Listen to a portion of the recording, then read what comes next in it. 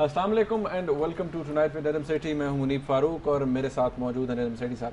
नाज़रीन, आज इस प्रोग्राम के पहले हिस्से में हम डिस्कस करेंगे कुछ ऐसे इमदादी चेक्स जो कि पंजाब हुकूमत की तरफ से जारी किए गए और बदकिस्मती से वो चेक्स डिसऑनर हो गए। ये खबरें आप दुनिया न्यूज़ की जो न्यूज़ बुलेटिन्स हैं उनके अंदर भी देखते रहे हैं, सुनते रहे हैं, और हमारी न्यूज़ ने वो चेक्स डिस्प्ले भी किए। अब वो चेक्स इमदादी चेक्स थे और डेफिनेटली जब इस तरह का कोई चेक डिसऑनर होता है और उसके ऊपर इतना बड़ा लिखा होता है जी गवर्नमेंट ऑफ पंजाब, तो एक बड़ा ही बुरा इंप्रेशन जाता है। और ये जाता है कि शायद खुदा न खास्ता गवर्नमेंट के पास बिल्कुल पैसे नहीं रहे। जब 2 लाख रुपए या 1.5 लाख रुपए या इवन 30-35 हज़ार के चेक जो हैं वो भी डिसऑनर हो जाएं, तो लगता है कि शायद जो परवेज़ इलाही साहब फरमा रहे थे किसी दिन कि पंजाब का दिवालिया निकल गया है, तो शायद खुदा न खास्ता ऐसी कोई बात है।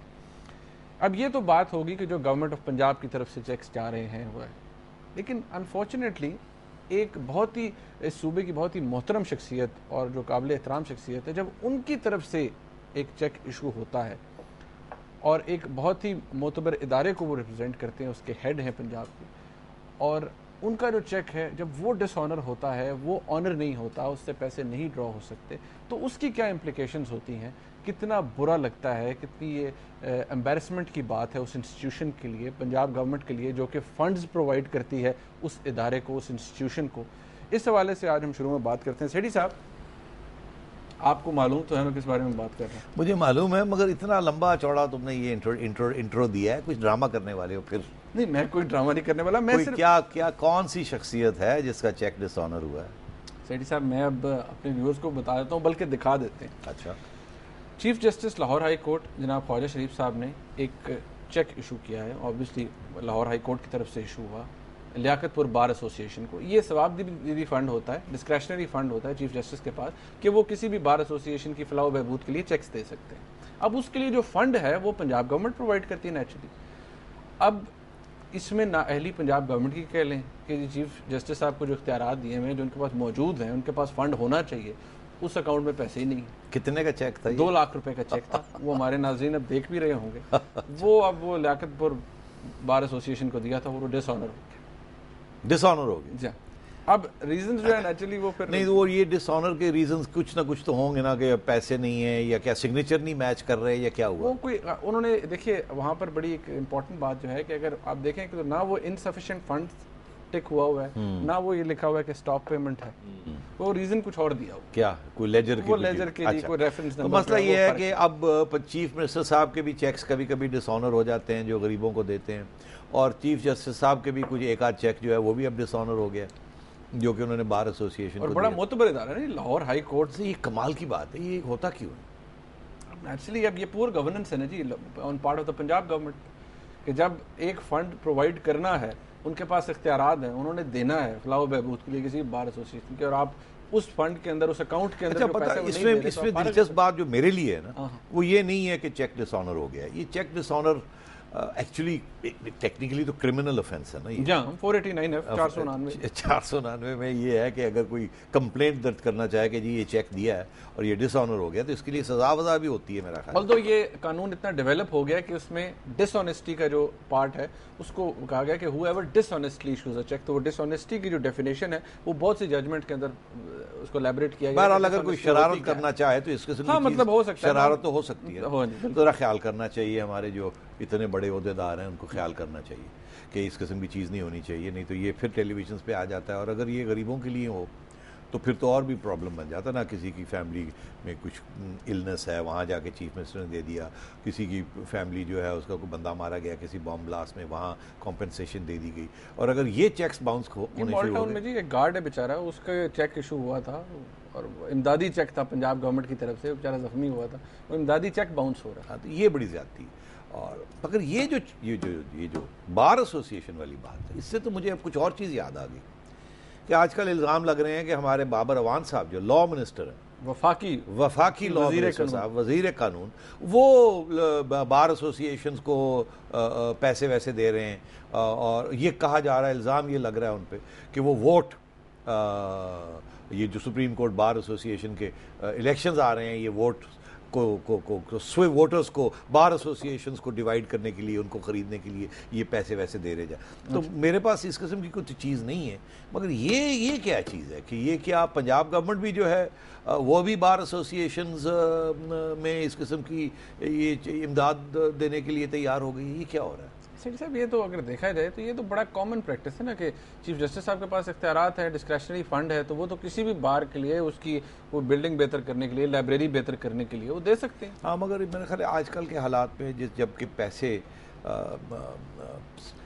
बार एसोसिएशन जो इतनी अब सियासी हो चुकी हैं और इतनी वहाँ उसके अंदर कशमकश सियासी हो रही है, ग्रुप्स बन गए, प्रो और एंटी और इस किस्म की चीज़ें हो रही हैं, तो ज़रा ख्याल रखना चाहिए कि ये मिसअंडरस्टैंड ना कर लिया जाए। तो मेरा ख्याल है कि बाबर अवान साहब को भी ज़रा ख्याल रखना चाहिए कि अगर उन्होंने कोई पैसे वैसे देने हैं तो वो पता लग गया हमें तो हम छोड़ेंगे नहीं, हम ज़रूर इल्ज़ाम लगाएंगे। और इसी तरह पंजाब हुकूमत को भी ज़रा ख्याल रखना चाहिए कि चेक्स बाउंस नहीं होने चाहिए और जिसको देते हैं वो डिज़र्विंग होने चाहिए, ऐसी चीज़ नहीं होनी चाहिए। सेठी साहब, कल का जो प्रोग्राम हमने किया उसके अंदर एक सवाल था, कल हमारे पास वक्त भी कम रह गया था, कि आपने फैसल जवारी साहब से पूछा था कि जी क्या आप बजट के ऊपर वोट करेंगे गवर्नमेंट के हाथ में? एमक्यूएम वाले जो हैं जब वो वोट एमक्यूएम वोट करेगी, उन्होंने कहा जी हम कोalition पार्टनर को। क्लियर जवाब फैसल साहब की तरफ से नहीं आया, ऑल्दो उन्होंने कहा जी हमारी रिजर्वेशन जो हैं हमने बता दिए। उसका एक जो नतीजा निकलता है कि अगर जो कोalition पार्टनर्स हैं वो नहीं वोट करते गवर्नमेंट के हक में तो एक वोट ऑफ नो कॉन्फिडेंस आ जाता है।